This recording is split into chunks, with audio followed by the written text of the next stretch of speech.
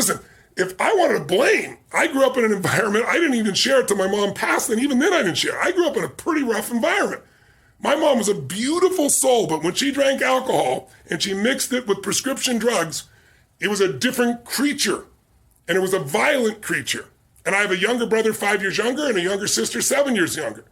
And my mom would get nuts, and I didn't want them to get hurt. So I was 5'1" in high school. She grabbed me by the hair and smashed me against the wall till I bled. Now, I never shared this, and I'm not denigrating her in any way. I only shared it like 4 or 5 years after she died because I was talking to a group of kids in New York City, all without fathers, 80% African-American, about 20% Hispanic out of their group roughly, no white kids, and I'm talking about your biography is not your destiny.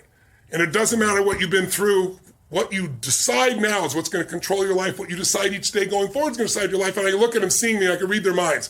This big, tall, white, rich guy is going to tell me biography doesn't matter. So I said, let me tell you my story. And I told them the whole story, way more than I'm telling you.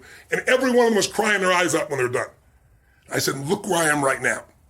Because I wouldn't assemble the story that my past equals my future. The past only equals your future if you live there. If you're using a rear view mirror to guide yourself, you're gonna crash.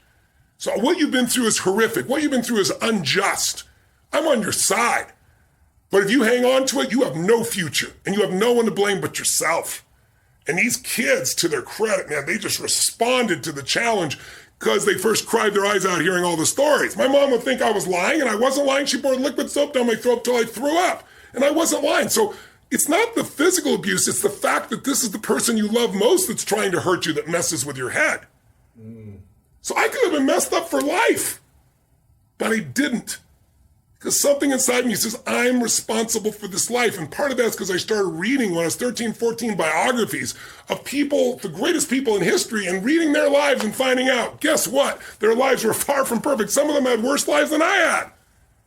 But when you have no reference and all you do is go online, you talk to other people, it's making everybody else toxic, and I'm like this, and they didn't do that, then you get to have this shitty life just like those other people. Why are they online so much? Because they don't have a life.